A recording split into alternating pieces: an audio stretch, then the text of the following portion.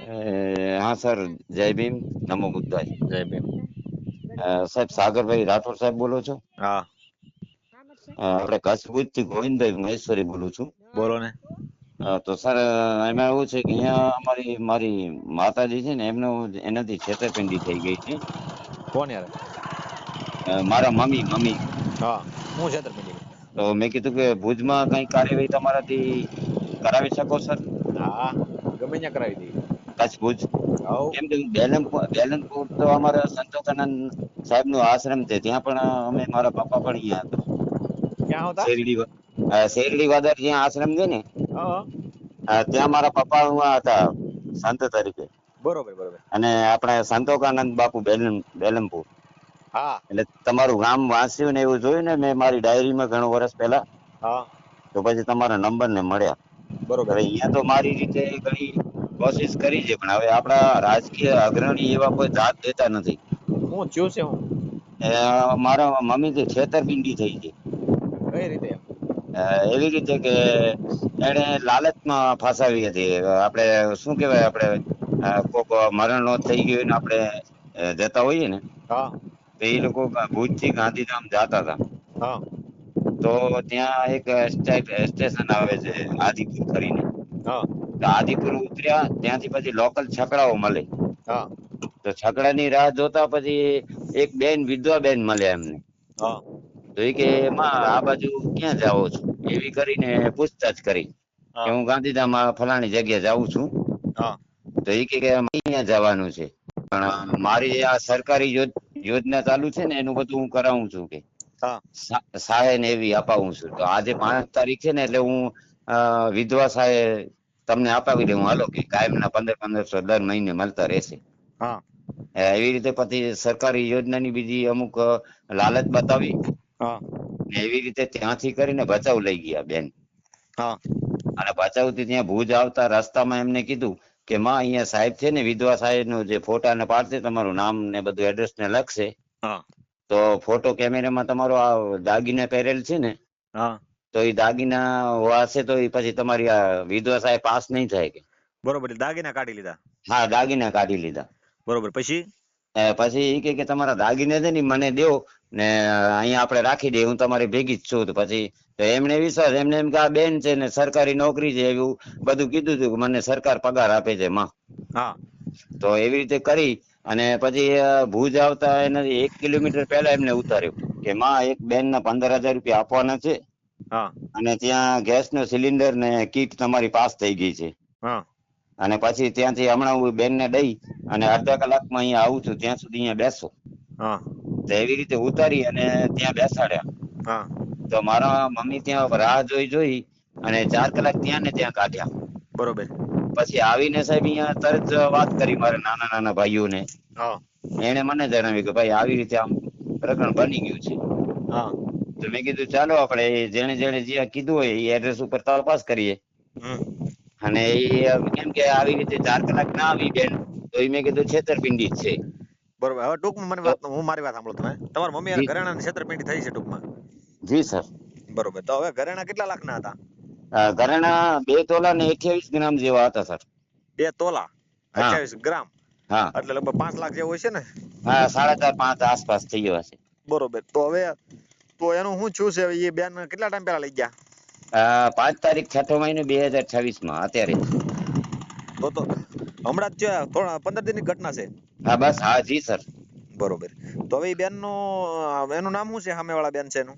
બેન નો સર નામ જ નથી. એમને તો એવી રીતે જણાવ્યું હતું કે કુંવરબાઈ દરબાર વાત કરી, પણ કુંવરબાઈ તો દરબારમાં તો આવે જ નહીં. એવું કઈ ન હોય. જી સર. પણ તમે મારા વાત સાંભળો, તમે તમારા મમ્મી નામ શું છે? મમ્મીનું નામ રાજભાઈ જખુ મહેશ્વરી. મહેશભાઈ. બરોબર. આપણે જી કયા સમાજમાંથી? આપણે અનુસૂચિત મહેશ્વરી સમાજ મેઘવાળ બરોબર. સમાજ. હા, બરોબર બરોબર. કઈ વાંધો. હવે એ બેન નો સામેવાળા વ્યક્તિ છે, એનો નંબર છે? સર સામેવાળા વ્યક્તિ તો એનો નંબર ને એવું કઈ અજાણી વ્યક્તિ હતી સર. અજાણી વ્યક્તિ ફ્રોડ કરી છે.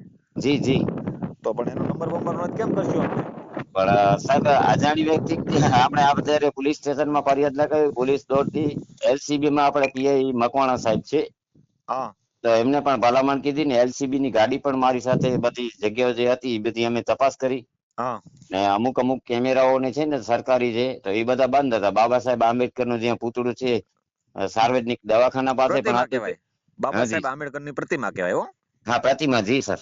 હા અને પ્રતિમા પાસે ત્યાં પણ ચારે કોરના શું સામખિયાળી ભુજ અને ભચાઉ બાજુ જે રસ્તો આપણે બધી ચારે કોરનો સર્કલ આવે છે ત્યાં પણ આયુર્વેદિક આ દવાખાનું છે સરકારી. હા ત્યાં પણ 150 કેમેરા લાગેલ છે. બરોબર. તો ત્યાં પણ અમે એલસીબી ને અમે બધા હું સાથે ગયો હતો એની સાથે. એ તો તમે ફરિયાદ કરો એટલે સાહેબ આવ્યા હોય ને હા જી જી સર તપાસ ફરિયાદમાં તો કરવા. એવું મેં તમને જણાવ્યું છે હમણાં હા મોકલું હા છું વોટ્સઅપ દ્વારા સર. કાંઈ નહીં. હવે હું એમ કહું છું કે તો ઈ બેન છે એનું નામ શું કીધું તમે, જે ફ્રોડ કરી ગયા છે ઈ? ઈ બેન કુંવરબાઈ નામ આપ્યું, કુંવરબાઈ દરબાર. હા કયા ગામના? એ ગામ તો ખબર નથી સાહેબ, ઈ તો ગામ લખાવ્યું જ નહીં. ઈ કે હું ભુજ બાજુની છું, ભુજની છું ને માં તમે ભુજના છો. બરોબર. હા એવી રીતે જણાવ્યું હતું. ટૂંકમાં ફ્રોડ કર્યું પાસે બેહીને. જી જી જી માડીને સર. ગોળવી દીધા છે ને તમને ઉર્ધ્વા પેન્સિલ અપાવું, વૃદ્ધા પેન્સિલ ને બધું આવું બધું કરીને ફ્રોડ કરી નાખ્યું માડી યારે. હા હા સાહેબ. બરોબર. તો હવે મારી મદદની તમારે શું જરૂર છે કયો? મદદની એટલે મેં કીધું કે કદાચ કેમ કે અત્યારે એક મેં ફરિયાદ તો લખાવી છે. હા હા કે ફરિયાદમાં કાચી એમને પાના ઉપર લખીને મને આપી હા, એ છે તો પોલીસ. અરજી મારી હોય તમે પણ એ ફરિયાદ થઈ હોય તો સાહેબ તમારે હારે આવ્યા જ છે તો ફરિયાદ તો થઈ ગઈ. હા હા કેમ કે એલસીબી માં તો હા, એ ઓળખાણ તો થી તમારે તો એલસીબી ને એવું ન હોય, એમાં ઓળખાણ નું ન હોય, એમાં તમે એફઆઈઆર થઈ હોય ને તો જ તમારે સાહેબ હારે આવે. ઓળખાણ માં તો કઈ એલસીબી નો આવે. એફઆરએ માં અને એવું તો સર એવું વિગતમાં નથી આપ્યું, કારણ કે અરજદાર લખ્યું છે, અરજદાર રાજબે જખુ મહેશ્વરી.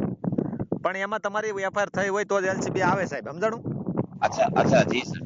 નકર નો આવે. પોલીસ સ્ટેશન થી ગાડી આવે ને તો હા તમારે ઈ તમે મારકુટ કરી હોય તો તમારે આ કેસ ની અંદર તમારે ફરિયાદ 100% થઈ હોય ને તો જ સાહેબ ગાડી આવે, નકર નો આવી. ડાયરેક્ટ અચ્છા કઈ નવી નથી તમારી બેસી જાય ગાડી લઈને હા એ સર તમને છે. બેહાડીને, સમજાણું? એવું કઈ રાઈટ આવતો નથી પોલીસ નો. હા પોલીસ નો રાઈટ ઈ આવે છે કે ભાઈ ફરિયાદ થઈ ગઈ છે, ફર્સ્ટ જી ઇન્વેસ્ટિગેશન થાય હા એટલે સીધું એની તપાસ થાય, સમજાણું? હા હા હા સર. તપાસ થાય એટલે પછી હવે તપાસ નું કામ ચાલુ છે. પણ હવે મારી મદદ ની તમારે શું જરૂર છે કયો, એટલે હું કરી દઉં. એટલે આમાં એવું છે કે મેં કીધું કે કદાચ કેમ કે કાલે પોલીસ વાળાને મેં ફોન કર્યો હતો, એને સામે મને ફોન કર્યો હતો હા કે તપાસમાં તો કઈ બહાર આવ્યું નથી ને હવે શક્યતા ઓછી છે. બરોબર. તો અને કઈ વાંધો એલસીબી નહીં. માં તો ઈ બેન નો નંબર કઈ કોન્ટેક્ટ નંબર કઈ થાય એવું છે? ફોટા બોટા છે કઈ?